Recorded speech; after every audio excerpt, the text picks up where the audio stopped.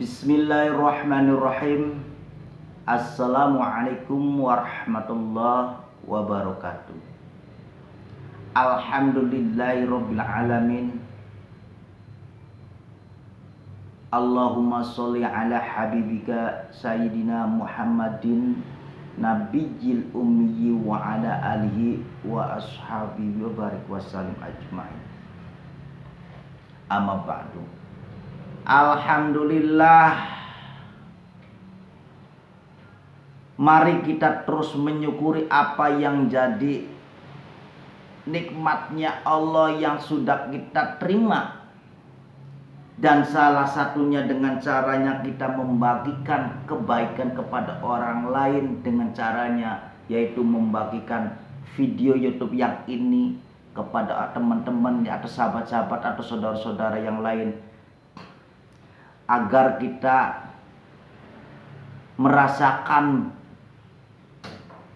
apa itu suatu kenikmatan yang luar biasa dan bagaimana kita cara menyukurinya. Masih dalam 110 pertanyaan agama tentang Islam yang dipertanyakan kepada umat Islam, kan apakah orang Islam itu benar Islam dan orang Islam itu benar-benar iman dan mengimani. Akaltum ni'amallahi falam tu'addu syukroha.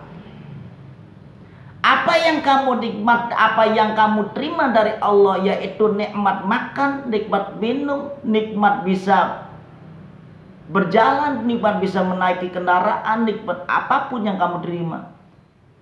Kenapa kamu tidak menyukuri? Jangan menganggap apa yang kamu terima itu bukan adalah nikmat dari Allah. Jadi jangan mengatakan, ya Allah, kapan saya akan diberi rezeki ini? Emang kamu tidak pernah dikasih rezeki? Ya Allah, kapan saya akan diluluskan? Emang kamu pernah tidak diluluskan? Banyak yang kita tidak disadari. Secara tidak langsung kita sebenarnya tidak disadari, itu adalah sama halnya kita tuh mengkufri nikmat. Fabi ayyi ala'i rabbikuma tukadziban. Nikmat mana yang engkau kufuri? Kalau kita berhitung dari mulai awal, kamu dikasih susunya ibu itu adalah nikmat. Secara tidak langsung kamu itu sudah menyusui ke ibu kamu. Setelah gede kamu dikasih uang, itu juga nikmat dari Allah yang melalui ibu kamu. Kamu diberikan suatu pakaian oleh ibu kamu, itu juga Allah yang memberikan melalui ibu kamu. Tapi setelah kamu bisa mencari sesuatu, mencari rezeki sendiri, itulah yang kamu harus ketahui. Apa yang kamu terima dari Allah, yaitu tangan, akal, hati, semuanya di organ tubuh kita ini adalah nikmat dari Allah yang apabila kita benar-benar disyukuri akan menghasilkan sesuatu. Contohnya kita mau bekerja, kita menghasilkan sesuatu. Contohnya kita dengan caranya kita menjadi seorang guru dan guru itu digaji. Itulah tandanya semua itu adalah nikmat dari Allah yang banyak orang itu tidak menyadari bahwa itu adalah nikmat dari Allah. Tapi kebanyakan orang itu mengatakan, ya Allah, kapan saya mau dikasih ini, kapan saya dikabulkan dengan ini. Anda itu tidak sadar, itu semua dari kecil sampai gede kayak begini sampai besar ini. Itu kalau kita berhitung antara nikmat dan tidak nikmat, kalah tidak nikmatnya, pasti banyak nikmatnya. Cuman karena kita otaknya ini isinya dunia, kesenangan dunia, maka kita tidak bisa berhitung secara sadar dan menyadari. Yang ada kurang. Dan makanya begitu diterima rizkinya, yaitu begitu terima seperti air menghilang, bias. Apa sebabnya? Itu karena rizkinya tidak barokah. Apa yang disebabkan tidak barokah? Satu, Mengawali pekerjaan yang baik, Kak, kita semua tidak mengawali dengan baca basmalah. Kulun amrin dzibadin la yubda'u bismillahirrahmanirrahim. Apabila kita mengerjakan sesuatu pekerjaan yang baik tanpa diawali basmalah, maka putuslah amal yang akan dikerjakan. Artinya di situ Anda bekerja hanya mendapatkan kerangkanya saja, isinya tidak ada, kelihatannya hebat, tapi begitu diterima hilang, celap. Seperti air mengalir, burs, hilang.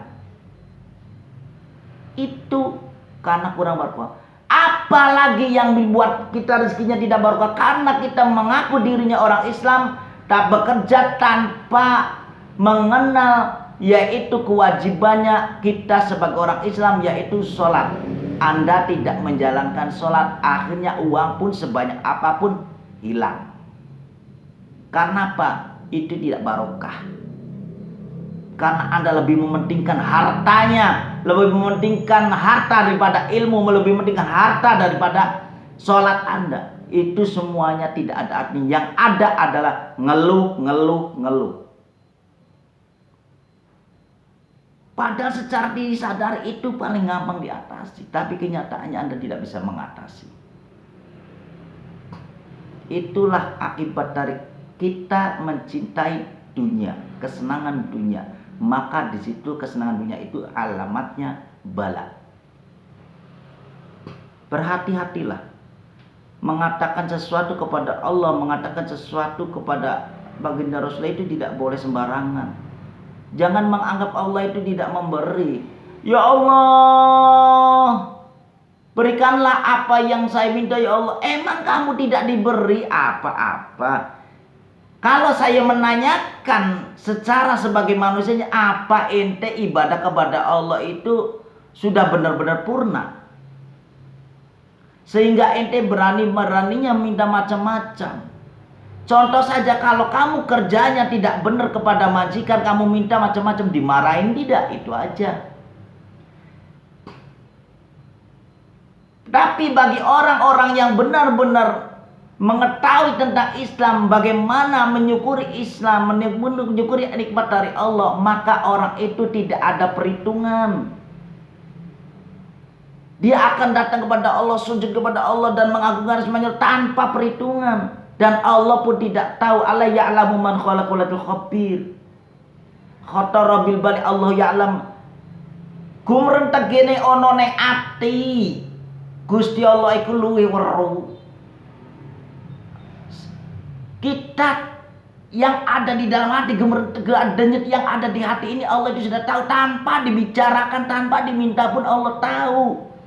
Karena Allah itu tidak melihat wajah kita, rupa kita, harta kita, takhta kita. Allah itu hanya menangguhkan. Kapan kamu sadar? Kapan kamu menyadari?